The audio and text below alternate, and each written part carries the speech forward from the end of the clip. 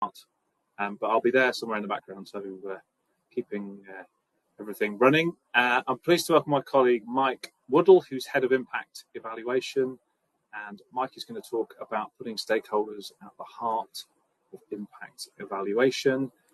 Mike's got a presentation, and following that we should have time for some questions. If you want to put anything in the chat or the questions box as we go, then please do, and we'll try and pick up some of those as we go. So Mike, I think it's over to you. Thanks. Hi everyone. As James has said, my name is Mike Woodall and I lead the impact evaluation team at the strategy unit. And what I'm going to talk to you today about is utilising stakeholders in developing analytics, particularly around evaluation. So I didn't necessarily get into a role that's predominantly maths and computers, so I could speak to lots of people. But it's become more apparent in the work that I've done over the years, the actual value of talking to people, not just at the start or end of your project, but all the way throughout. So I'm going to talk about some of the work, some of my experience with that and how that might be done elsewhere. So what we aim to look at is an overview of impact evaluation. So a short overview of what impact evaluation is and how it works. Describe why and when we need to engage stakeholders, and then provide some practical tips on how to engage with those stakeholders. So the purpose of impact evaluation is to estimate whether any changes in our outcome metrics were caused by the system or policy change being measured. So these outcomes should be linked to a theory of change, and understanding that theory of change and engaging with stakeholders is important. We then apply statistical methods to calculate whether there is an effect and if that effect size is significant. And the method is generally based on pragmatic issues.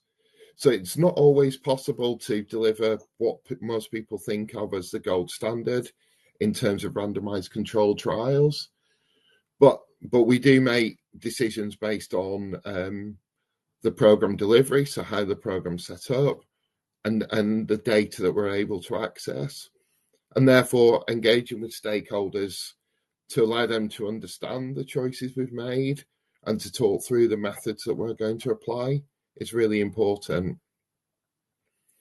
And all impact evaluations have limitations. And again, ensuring stakeholders understand those limitations from the start and are able to contribute to them to reduce the number of limitations in our analysis is really important. Because showing causality has a high benchmark, and it is possible that in some circumstances, the results won't show what people want them to show. And therefore, engaging people and talking them through that method, ensuring that they've looked at the decisions they need to make and the evidence required to make those decisions. It's really important that we engage with those stakeholders to help us with that. And then finally, setting up the program with evaluation in mind is important. So some programs are set up in a way that makes them difficult to evaluate. So they're set up nationally with no possible control groups outside of the program. They're run on very specific populations and various other factors. So if we can engage with stakeholders at the design stage of their program, then we can help them to design it in a way that makes it feasible to run an impact evaluation. So in terms of causation, in a very straightforward case, you have one input, so the ball coming in to hit the other balls. You have one outcome, so the other balls move, and there's no real confounding factors. Potentially, if you ran this outside and you had the balls, then the wind could affect whether the actual outcome. But generally, in a confined environment, there'll be nothing else that affects it, and the outcome will always be the same each time. But we don't work in that environment. We work in very complex systems, and multiple factors affect the outcomes we want to impact. So in this example, if we increase hospital capacity to reduce waiting times, how do we know this caused a change when any of the other components could have changed in the same period? So ensuring we can isolate the impact of the intervention we are evaluating is important. And this requires a deep knowledge of the intervention and the system into which it is being implemented. Analysts working alone do not have this knowledge. Therefore, stakeholder engagement is essential to provide a robust evaluation. And we also need to understand that correlation doesn't equal causation. So we need to work with people to understand the theory behind the change. Because in this case, this shows that the increase in autism is related to the increase in organic food sales. And it's unlikely that these two things are caused by each other, but they are highly correlated. So understanding the causal mechanisms in our evaluation is really important. And the main way we can do that is by actually talking to people, understanding how the service will work, understanding the theory of change, and making sure that we can then link back to that theory of change when we write our results and conclusions. And we need to account for confounders in our analysis.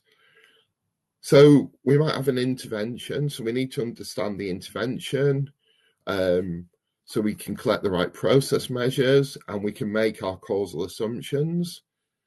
We need to understand the outcomes that the project's going to deliver. So which outcomes can feasibly be affected by the intervention and which ones can we measure quantitatively. And then we need to understand what other things may have affected either our intervention or our outcomes. So these are confounders. And we need to understand what they might be so that we can account for them or control for them in our analysis.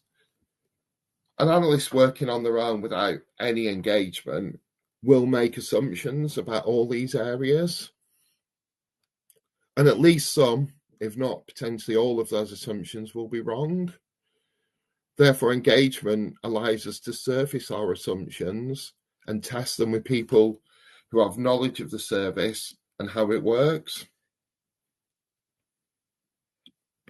So in terms of when and why you would engage with analysts, so the first thing is analysts working alone will make incorrect assumptions. So we understand the method. A lot of us have some knowledge of health systems. I've worked in health and care for more than 25 years, and therefore you can't help but understand some of the systems, but you don't know that in detail.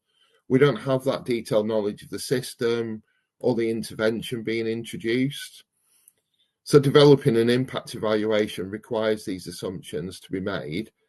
And therefore, the more we can engage with stakeholders to test these assumptions, to ensure that they're closely aligned with the intervention, the outcomes, and the control for any confounding factors, is really important. And two-way communication is really key in this. So analysts need to provide advice to programs to ensure they are evaluable. So we need to talk to them about the limitations of certain program designs. And we're not doing that to force a change in that program. What we're doing that is to make them understand if they want to show impact, there may be small changes they can make that would allow them to show impact that may not be the case in the original design. We also need to provide accessible information on the method and any assumptions made so that supports decision making. We need to listen to different perspectives to refine the method and write up the findings. So we need to work with stakeholders and we also need to work with stakeholders to refine the conclusions and ensure that the recommendations from the analysis can be implemented. So engaging with external stakeholders such as managers, clinicians, commissioners, patients, and other evaluation experts will ensure the method is more appropriate and the results are more accepted. But we can also engage with internal stakeholders. So we need to talk to qualitative researchers where we've got mixed methods projects. We need to talk to other analysts within our team to try and help improve our analysis and the way we interpret the results. So your stakeholders will be specific to the program, and it's really important that you spend some time to identify them at the start. But it may include things like clinicians who are working in the service, managers and commissioners who are who've developed the plan the service and are working within it.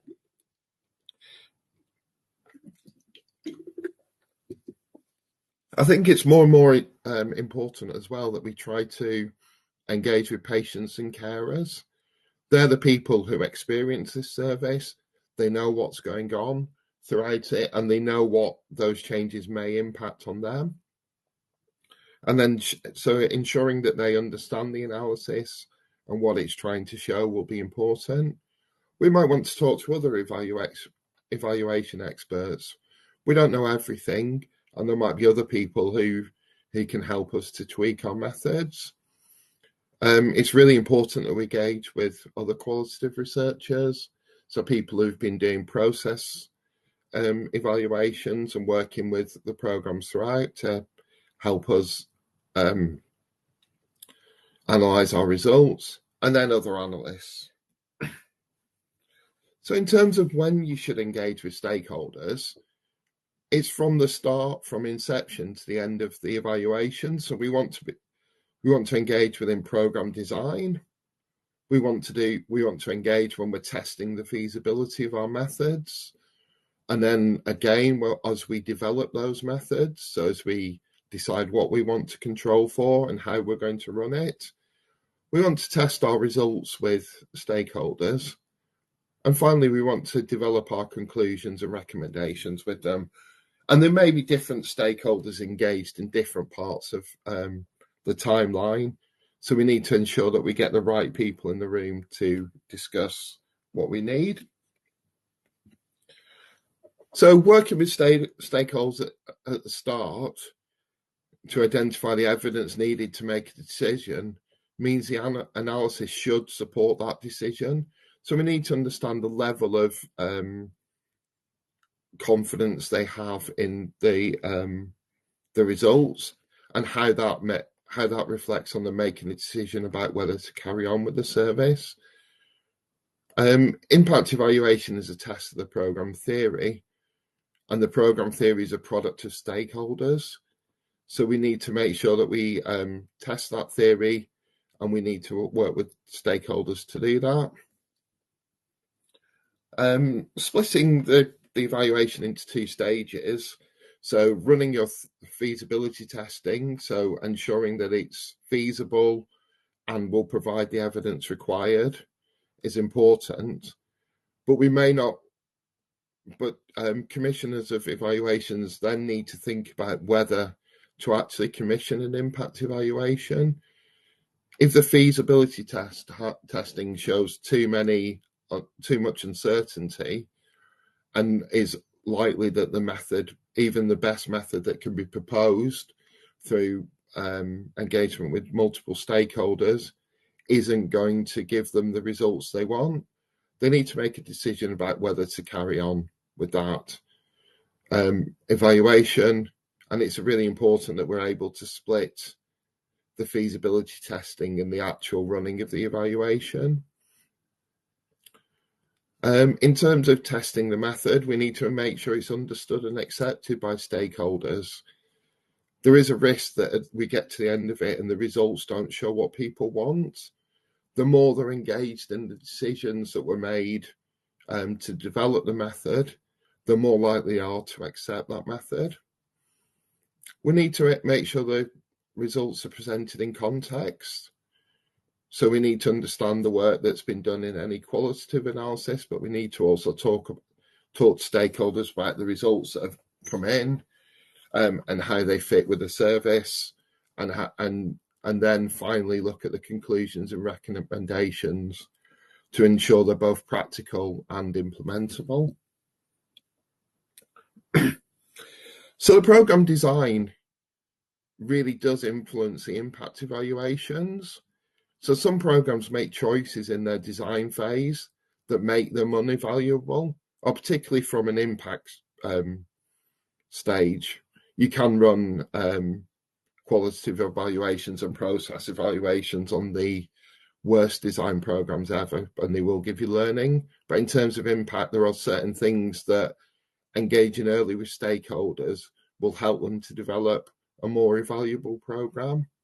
So looking at things like the geography in which it's going to be delivered, can we identify controls for that? The timing, so how long do you realistically think it's going to take to show impact? A lot of projects are commissioned for a year, or pilots commissioned for a year, and that rarely gives you enough time to show impact. So understanding that timing and making sure that that's right for the program and you will be able to show impact is important. Making sure that there's no bias in how you've targeted your population and how you've selected your sites, and ensuring that data access and data quality are all there for you to run the impact evaluation, and therefore engaging with stakeholders at that point is really important. Again, the method needs to be feasible. So RCTs are often seen as the gold standard, but are not really feasible for real world evaluations. It's difficult to randomize, it's difficult to do to kind of run them, and they're very expensive. So we will make some compromise in terms of how we set up our methods, and stakeholder engagement is essential in that feasibility testing to ensure the method is robust enough to provide the evidence needed to make a decision. And coming back to kind of improved methods, so stakeholder knowledge of the intervention, the outcomes, and the confounders is essential.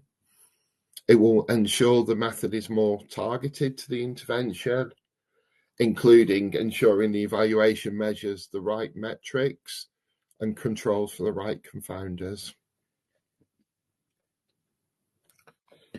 And actually sharing information on what you might control for is important. So this is an example of some work that was done for a project. It looks at different demographic factors and how they might influence a program of this type. So they're based on evidence, and this is provided to stakeholders to support them making the decision on what might be the right things to control for. So providing information and data before you talk to stakeholders to allow them to digest it is really important. And then being able to have a conversation with them about it is also important. So one of the biggest issues we have is ensuring that the results are accepted, that the method is robust enough and understood enough from the start so that uncertain results can be interpreted. So this is an example from a program. It uses 8 case study sites, 9 case study sites, 4 of which show improvements in A&E attendances, 4 of which show no 4 of which show the opposite, so they show an increase, and overall there's absolutely no impact. So to ensure that you don't have to keep rerunning your analysis to try and find a result that people are happy with, you need to kind of work through this with them and talk them through the potential risks of the evaluation. And good engagement throughout removes some of these arguments, and you can start, and then you can get on with it, discussing the results.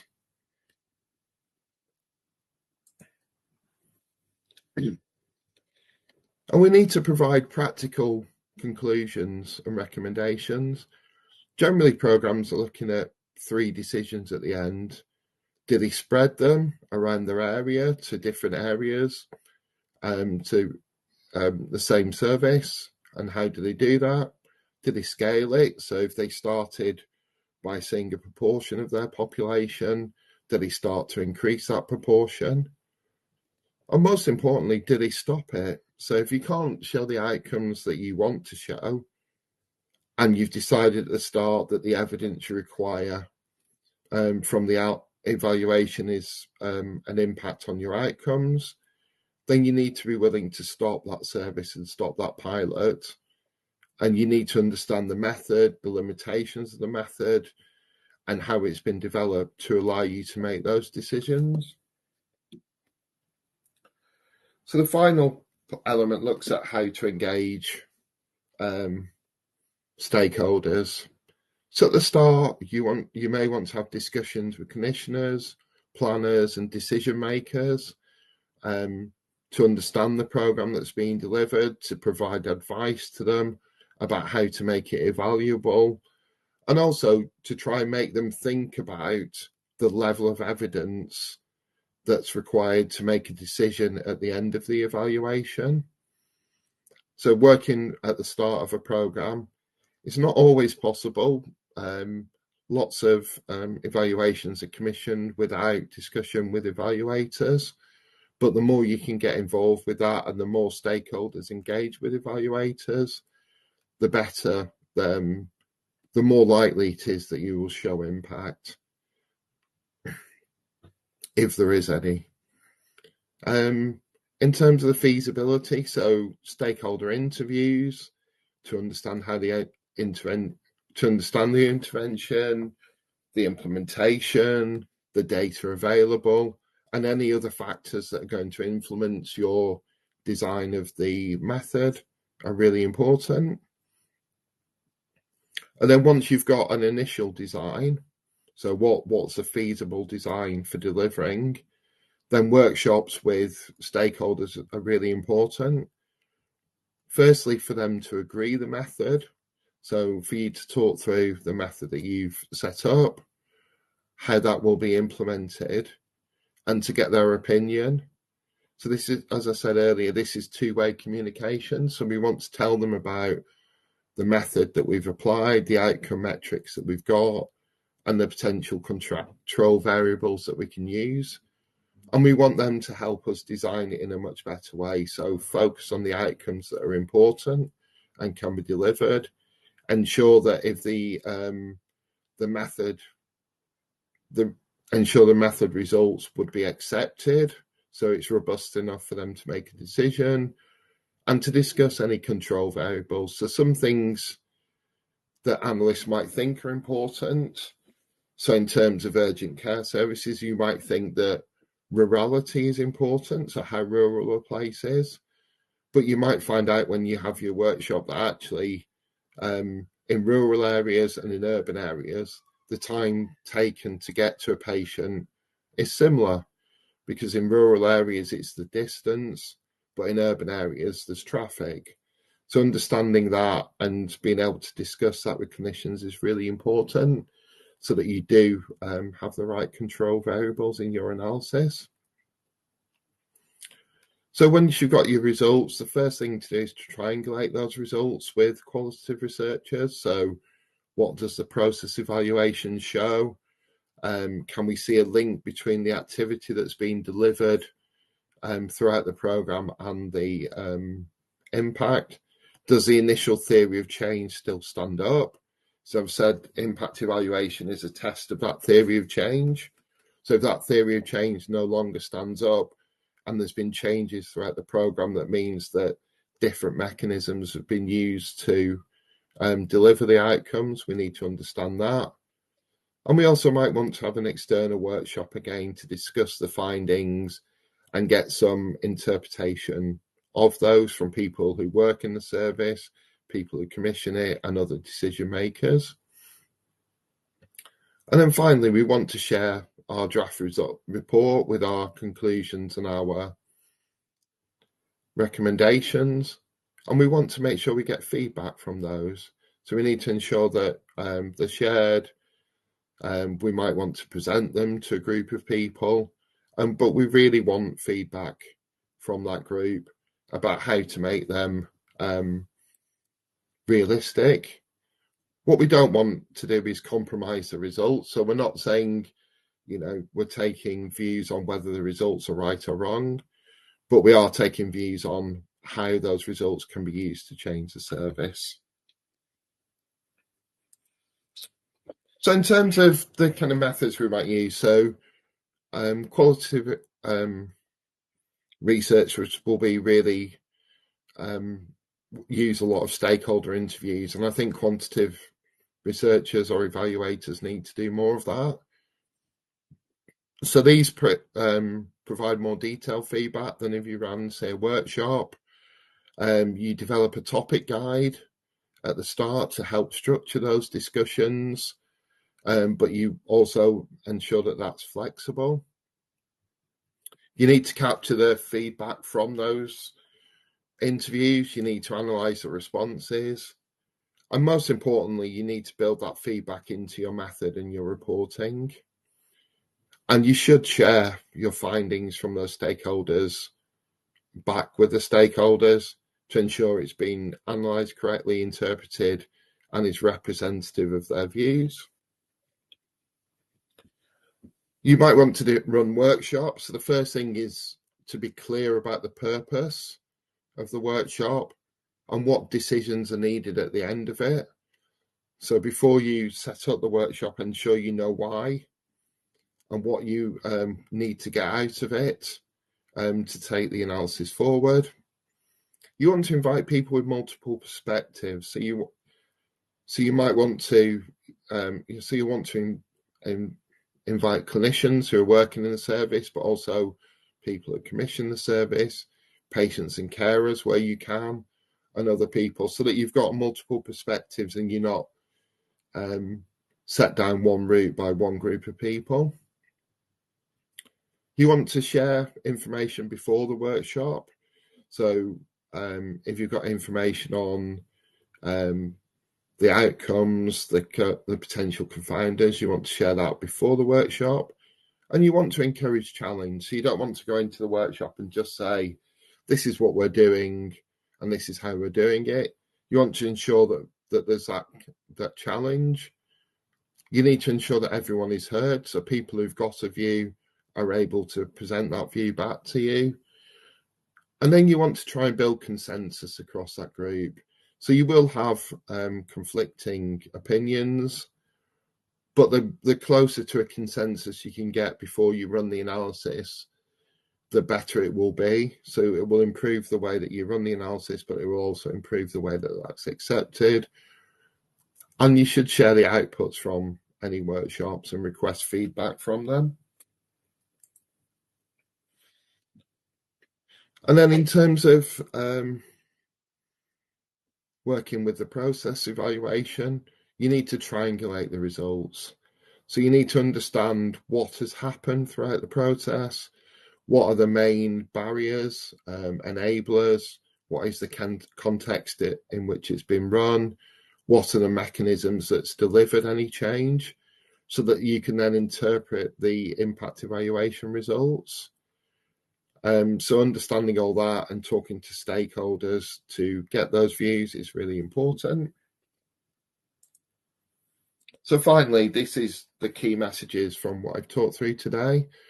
So impact without engagement will have more limitations, and analysts will make uninformed assumptions. And programs do use a lot of resources, so a lot of money, time and effort go into developing these programs, and therefore they do want to show impact. So it's really key for them to be able to do that. So ensuring that the method allows them to show impact, if there is any, is really important. So the way they are set up may make them unevaluable. So you need to talk to them at that stage. Stakeholder engagement throughout does provide a better chance of showing impact. It should also increase the chance of results being accepted. And therefore, the key message is stakeholder engagement helps improve the analysis and ensure the results are accepted.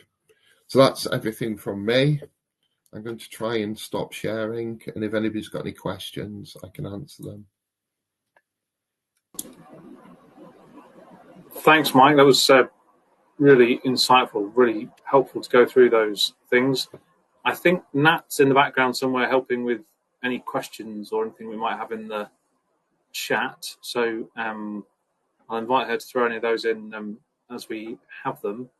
I was just going to ask that from what you explained, there's a kind of constant process in this, isn't there, in terms of trying to keep people at the centre of it in terms of stakeholders. Is that an easy task? Is that about communication? Because obviously things change as things progress, don't they? Yeah, it's not an easy task, and at different stages you want to engage with different stakeholders. So, the more detailed work you're doing with the method, you want to be working with the people who actually know how the service is delivered. But in some of the other stages, we're working with different stakeholders. So I think it's setting out the requirements of what you want from stakeholders at the start, making sure that they understand them, and making sure that they're able to engage in that process. So things like, we know that you need to give clinicians at least 6 weeks notice before anything. So actually setting up that process at the start, identifying all your stakeholders and making sure that you engage with them throughout is really important. You mentioned also about trying to keep it realistic, I think, and trying sort of managing expectations. So I guess that could be quite a difficult bit, can it? Yeah, it's really difficult, and you need to be really honest with people at the start, and you need to give them the opportunity not to run the evaluation. So some ways that programs are designed, so if you looked at the timing of an evaluation, if you look at it, if you start the pilot on the 1st of April that year, and you need to finalise the report on the 31st of March the next year, you've got 2 months at the end to run your analysis, write up your results, get those results through all the processes you need. So you've got at least that. You've then got at least 2 months of data lag. So that you're not getting real-time data for a lot of evaluations. So there's some data lag that you need to do. So that takes you down from 12 months to 8 months of activity. So unless people are going to really start delivering this to its full extent on day one, because projects take time to get delivering, you're probably only really going to see 2 or 3 months where they're actually delivering an outcome. And, depending on the outcome and the timing, people aren't sat outside A&E waiting to go into A&E. They don't. So a service may take a month or two before that person would have gone into A&E anyway. So kind of understanding those timescales, understanding the theory of change and how it's going to deliver the outcomes is really important, and making sure that we can talk to people about that is also important. Okay, we do have excuse me, we do have a question. Perfect time for my voice to go wrong there, sorry. What did you find helped to get your stakeholders to understand what you need as an analyst to evaluate an intervention? That's a big question. Yeah. So I think being very precise in what you present to them. So making sure that everything that you talk to stakeholders about is clear. It's written in ways that they can understand. So it's not full of technical jargon. It's not full of other elements. And where possible, and where you can, where you've learned already from the program, is to relate it back to what they're doing. So things like logic models are really helpful, because they describe the theory of change. So getting people to set that out at the beginning and have that logic model, and then be able to refer back to that as you engage throughout the program is really important. Also, providing some just general background about what impact evaluations are, what they can and can't show, and what is, and getting them to understand the limitations of those is really important. So being able to describe what the limitations are and how those limitations may impact the decisions that people want to make. So just making sure that they understand those and they're able to react to those. So simplify the language, make sure you present things to them that they can understand.